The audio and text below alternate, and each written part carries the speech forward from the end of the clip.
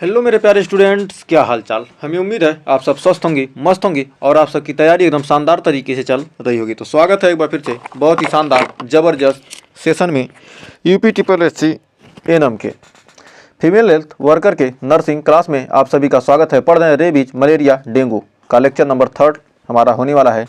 Top 30 PYQ question करने वाले हैं एकदम शानदार तरीके से। तो आइए शुरुआत करते हैं सेशन की। अगर सेशन अच्छा लगा तो सेशन को लाइक कीजिएगा, शेयर कीजिएगा और चैनल को पहली बार विजिट किया चैनल को सब्सक्राइब जरूर किया कीजिएगा। तो आइए बढ़ते हैं अपने पहले क्वेश्चन की तरफ। तो बहुत ही बेहतरीन क्वेश्चन, रेबीज वायरस के कारण होने वाली इंसेफेलाइटिस किस विशेष क्षेत्र को प्रभावित करती है? ब्रेन स्टेम को प्रभावित करती है या सेरिबेलम को या सेरिब्रल कार्टेक्स को या थैलेमस को? तो कह रहा है रेबीज वायरस के कारण होने वाली जो इंसेफेलाइटिस किस विशेष क्षेत्र को प्रभावित करती है, मतलब किस भाग को प्रभावित करती है? तो हमारा ब्रेन स्टेम को क्या करती है? प्रभावित करती है।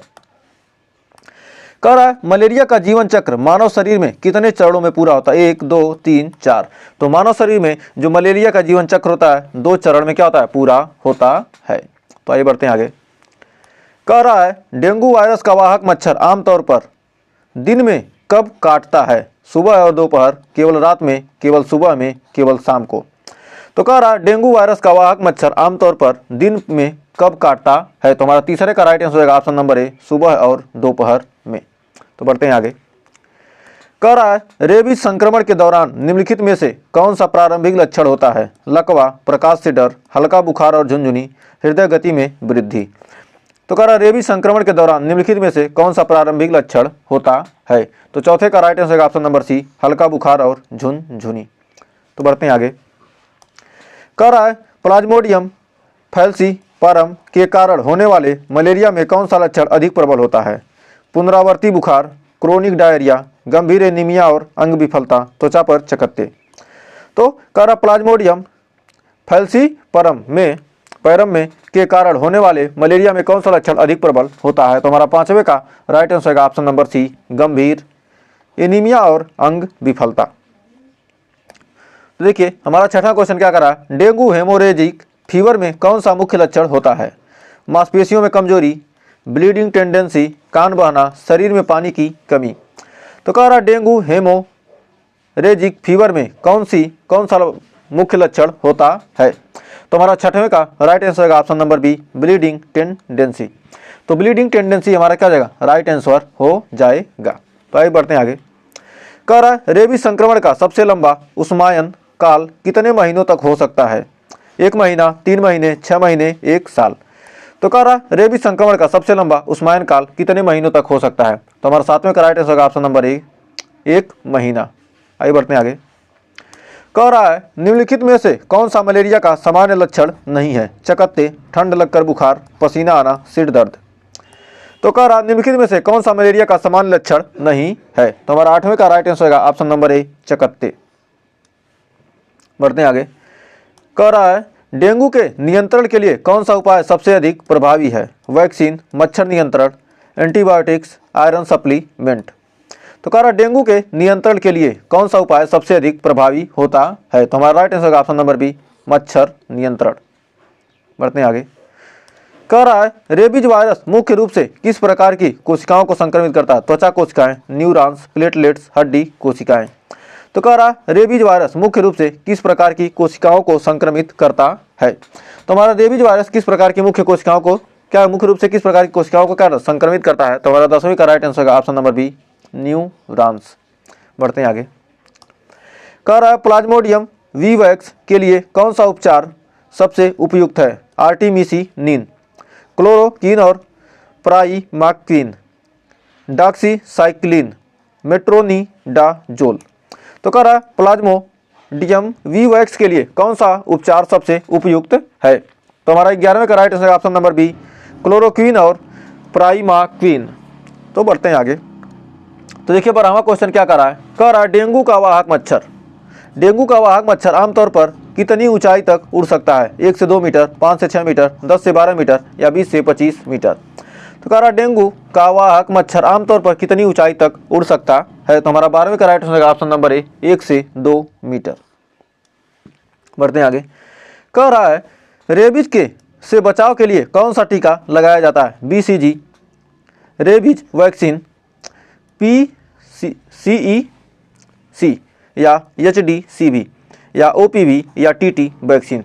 तो कह रहा रेबीज से बचाव के लिए कौन सा टीका लगाया जाता है? तो रेबीज से बचाव के लिए हमारा रेबीज वैक्सीन यानी PCEC या HDCV। तो बढ़ते हैं आगे।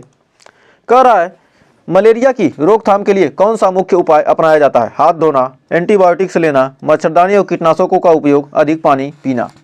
तो कह रहा मलेरिया की रोकथाम के लिए कौन सा मुख्य उपाय अपनाया जाता है? तो मलेरिया के उपचार के लिए मुख्य उपाय हमारा क्या है? ऑप्शन नंबर सी, मच्छरदानी और कीटनाशकों का उपयोग। तो बढ़ते हैं आगे।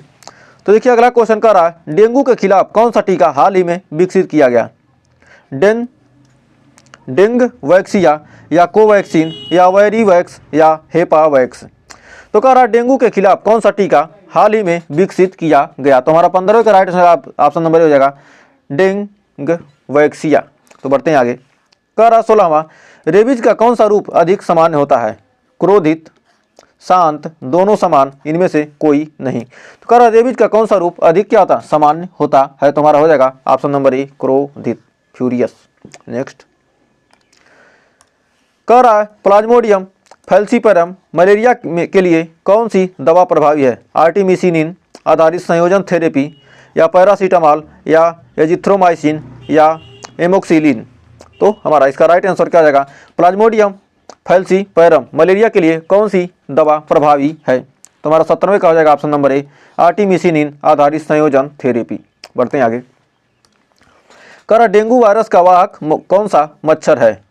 एनाफिलीज स्टेफेंसी या एडीज एजिप्टी या क्यूलेक्स पाइपियंस या मैंसोनिया यूनिफॉर्मिस।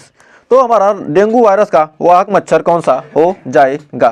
तो हमारा डेंगू का वाहक मच्छर हमारा हो जाएगा एडीज एजिप्टी। नेक्स्ट कह रहा है रेबीज संक्रमित कुत्ते के लार में वायरस कितने समय तक संक्रमित रह सकता है? 12 घंटे, 24 घंटे, 72 घंटे या 7 दिन। तो कह रहा जो रेबीज संक्रमित कुत्ते के लार में वायरस कितने दिन तक रह सकता है? तो हमारा हो जाएगा right answer option number D, 7 दिन तक। तो हमारा राइट आंसर कितना हो जाएगा? 7 दिन तक हो जाएगा। तो बढ़ते हैं 20वें क्वेश्चन की तरफ। कह रहा मलेरिया के जीवन चक्र में मच्छर के में परजीवी किस रूप में मौजूद होता है? ट्रोफोजोइट या स्पोरोजोइट या मैगेटोसाइट या मैरोजोइट। तो कह रहा मलेरिया के जीवन चक्र में मच्छर परजीवी किस रूप में मौजूद होता है? तो हमारा गैमेटोसाइट। तो right answer option number C, gametocyte. तो बढ़ते हैं आगे। कह रहा है डेंगू से बचाव के लिए एडीज मच्छर के लार्वा को खत्म करने के लिए क्या उपाय किया जाता है? तेल डालना, कीटनाशकों का छिड़काव, पानी को ठंडा करना, नमक डालना। तो हमारा 21 का राइट आंसर क्या हो जाएगा? तो हमारा 21 को हो जाएगा ऑप्शन नंबर बी, कीटनाशकों का छिड़काव। तो बढ़ते हैं आगे। कह रहा रेबीज वायरस के संक्रमण के बाद कौन सा लक्षण सबसे अधिक खतरनाक होता है? सांस लेने में कठिनाई, थकान, भूख की कमी, त्वचा पर चकत्ते। तो कह रहा रेबीज वायरस के संक्रमण के बाद कौन सा लक्षण सबसे अधिक खतरनाक होता है? तो हमारा 22 का हो जाएगा ऑप्शन नंबर ए, सांस लेने में कठिनाई। बढ़ते हैं आगे। कह रहा मलेरिया का पारंपरिक हर्बल उपचार किस पौधे से प्राप्त किया जाता है? तुलसी, आर्टिमिसिनिन, नीम, अश्वगंधा। तो कह रहा मलेरिया का पारंपरिक हर्बल उपचार किस पौधे से प्राप्त किया जाता है? तो हमारा 23 का राइट ऑप्शन नंबर बी, आर्टिमिसिनिन। बढ़ते हैं आगे।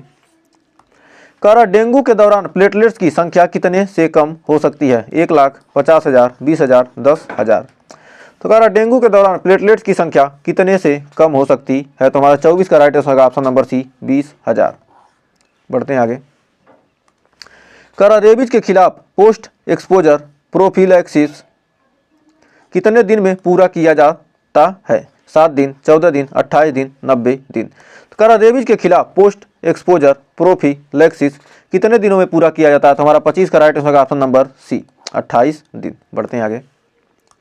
कह रहा मलेरिया परजीवी का लैंगिक प्रजनन किसमें होता है? मानव में, मच्छर में, मिट्टी में, जल में। तो कह रहा है मलेरिया परजीवी का लैंगिक प्रजनन किस में होता है? तो हमारा 26 का राइट आंसर होगा ऑप्शन नंबर बी, मच्छर में। तो बढ़ते हैं आगे। कह रहा डेंगू के गंभीर मामलों में रोगी को कौन सी स्थिति हो सकती है? हीमोरेजिक शॉक, न्यूरोपैथी या ब्रोंकाइटिस या एनोफिलियासिस। तो हमारा कह रहा है डेंगू के गंभीर मामलों में रोगी को कौन सी स्थिति हो सकती है, तो हमारा 27 का हो जाएगा option number A, haemorrhagic shock. तो बढ़ते हैं आगे। कह रहा रेबीज वायरस मुख्य रूप से किस प्रकार के आरएनए वायरस में आता है, डबल स्टेटेड आरएनए या सिंगल स्टेटेड निगेटिव सेंस आरएनए या सिंगल स्टेटेड पॉजिटिव सेंस आरएनए या डबल स्टेटेड डीएनए। कह रहा रेबीज वायरस के मुख्य रूप से किस प्रकार के आरएनए वायरस में आता है, तो हमारा राइट आंसर होगा ऑप्शन नंबर बी, सिंगल स्टेटेड निगेटिव सेंस आरएनए। बढ़ते हैं आगे। कह रहा मलेरिया के उन्मूलन के लिए WHO द्वारा कौन सी रणनीति अपनाई गई, MDA, mass drug administration, IRS, indoor residual spraying या LLIN, लॉन्ग लास्टिंग इंसेक्सीडल नेट्स, उपरोक्त सभी। तो हमारा यहाँ पर राइट आंसर का ऑप्शन नंबर डी, उपरोक्त सभी। तो बढ़ते हैं आज के लास्ट क्वेश्चन की तरफ। तो देखिए हमारा लास्ट क्वेश्चन का रहा डेंगू वायरस शरीर के किस प्रकार की प्रतिरक्षा प्रक्रिया को उत्पन्न करता है, टी सेल मेडिएटेड इम्यूनिटी या एंटीबॉडी डिपेंडेंट इन्हेंसमेंट ADE या ऑटो इम्यून रिएक्शन या पैसिव इम्यूनिटी। तो कह रहा क्या डेंगू वायरस शरीर में किस प्रकार की प्रतिरक्षा यानी एंटीबॉडी प्रतिक्रिया क्या करता है, उत्पन्न करता है, तो हमारा right answer option number B, antibody dependent enhancement यानी ADE। तो हमें उम्मीद है ये 30 क्वेश्चन आपको अच्छे से क्लियर हो गए होंगे। तो 30 में आपने कितने सही किए हमें कमेंट में जरूर बताइएगा, और सेशन अच्छा लगा हो तो सेशन को थोड़ा सा लाइक और शेयर जरूर कर दीजिएगा। तो अगर अब आपने अभी तक चैनल को सब्सक्राइब नहीं किया तो चैनल को सब्सक्राइब करिएगा। तो मिलेंगे नेक्स्ट वीडियो में कुछ और क्वेश्चन के साथ, कुछ और टॉपिक के साथ। तब तक के लिए टेक केयर।